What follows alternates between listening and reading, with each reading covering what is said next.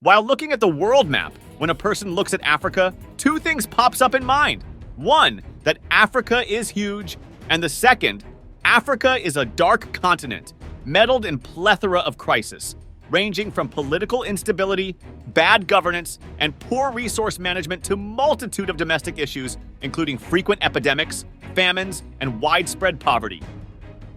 Looking at West Africa, one is reminded of a picture of manhandling the vast natural resources at the expense of personal gains.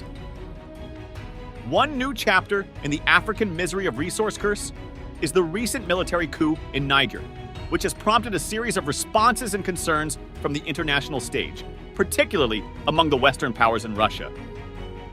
The Economic Community of West African States, ECOWAS, under the leadership of Nigerian President Bola Tinubu, held an emergency session in Abuja, Nigeria, to brainstorm the possible solutions. During this session, ECOWAS announced the deployment of a standby force to Niger, aimed at restoring constitutional order following the coup. Let us get a rapid preview of this ongoing crisis.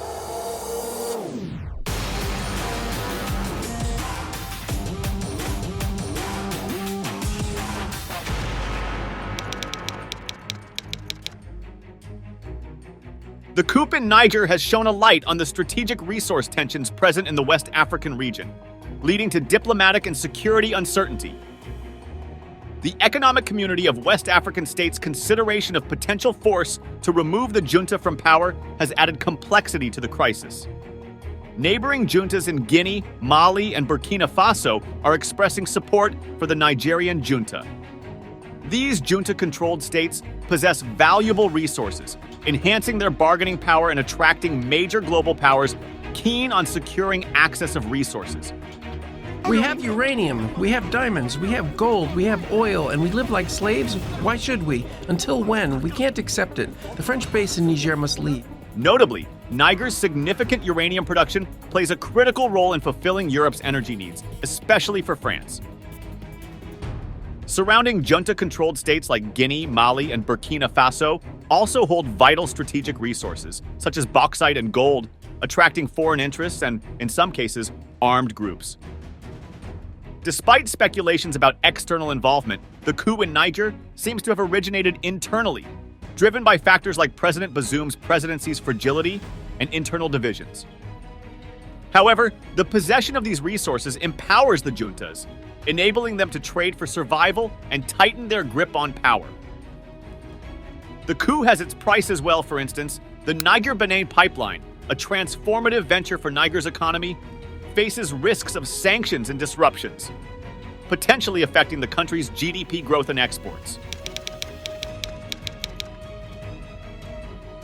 The junta's bold decision to create a brand new cabinet on February 3, 2023, free of any relics of the previous administration, highlighted the consolidation of its power and widened the gap between the military elite and the general public. Hopes for a peaceful resolution were further dashed by a statement made on February 7, 2023, stating that should President Mohamed Bazoum be returned through military force, violence will be used. Alongside, reports of a crackdown on dissenting voices, including the detention of journalists and activists critical of the coup, stoked unrest and harmed chances for a smooth transition. Simultaneously, the coup's ripple effects ignited anti-French sentiment, fueled by historical grievances from colonization, perceived French support for the junta, and accusations of indifference to Niger's hardships. France's colonial history, its alleged complicity through military assistance, and perceived inaction in addressing Niger's challenges have stirred resentment, resulting in a dramatic increase in negative sentiment, as evidenced by a March 2023 public opinion poll where 72% of respondents expressed an unfavorable view of France compared to 58% in 2020.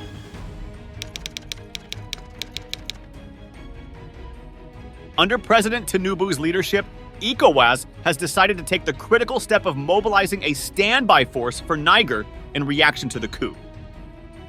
While the particular specifics remain unclear, which are adding uncertainty to the crisis, ECOWAS, a crucial coalition of 15 West African nations, has emerged as a keystone in the midst of Niger's instability. ECOWAS and its international supporters say efforts continue to try and find a peaceful solution to the crisis. Any military action against Niger's coup leaders poses immense risk. Prior to this intervention decision, ECOWAS had warned of possible military intervention if the coup leaders did not reinstate the democratically elected President Mohamed Bazoum. Diplomatic efforts, including talks initiated by Sanusi Lamido Sanusi, a former Nigerian central bank governor, were made in an attempt to mediate the crisis. Despite these efforts, the situation has escalated and remains uncertain. Direct the Committee of the Chief of Defense Staff to activate the ECOWAS standby force with all its elements immediately. Internationally, the United Nations Secretary-General Antonio Guterres expressed his deep concerns and urged the immediate release of President Bazoum and his family, who were reportedly held in the presidential palace without basic amenities. Western powers such as France and the United States strongly condemned the coup, highlighting Niger's significance in their efforts to counter terrorism and maintain stability in the region.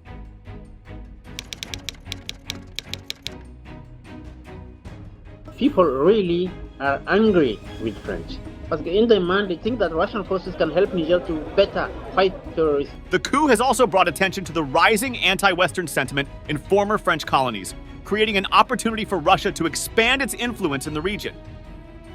Apparently not directly linked to instigating the coup, Russia's involvement in Africa through entities like the Wagner Group, a private military company, are deeply concerning.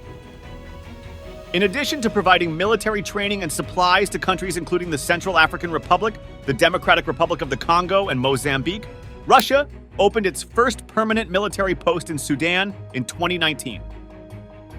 The economic impact of Russia is also growing, with trade with Africa increasing from $10 billion in 2014 to $20 billion in 2021, as well as investments in infrastructure development in Africa, including the building of hydroelectric dams in Ethiopia.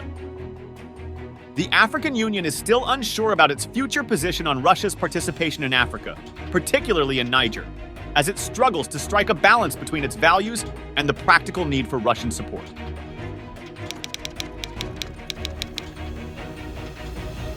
The coup in Niger has ignited discussions about potential outcomes. The junta's rejection of international mediation efforts and the potential deployment of ECOWAS standby force will create a fragile situation. There will be three probable outcomes. 1. Peaceful diplomatic resolution. 2. Military intervention with unforeseen consequences. 3. Continued instability if the crisis persists.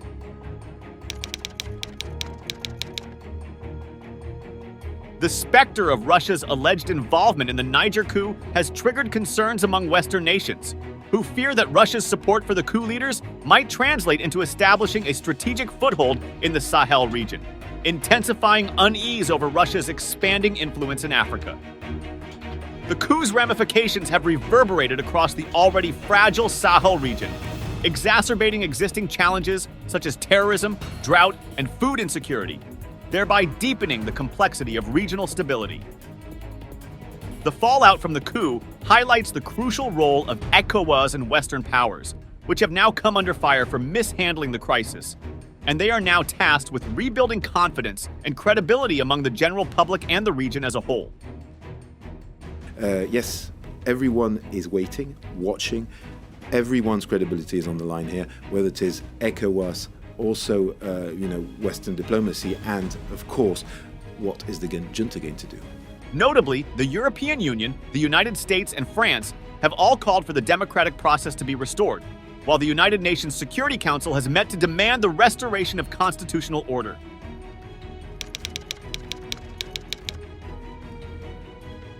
As the international community grapples with the crisis in Niger, the situation serves as a critical juncture for regional stability and diplomatic efforts. The delicate balance between restoring constitutional order and avoiding military intervention definitely underlines the complexities of the conflict's outcomes and its broader implications for the West Africa's political landscape. Thank you for watching. Don't forget to like, comment, and subscribe for more in-depth coverage of more countries. Stay informed, and we'll see you in our next video.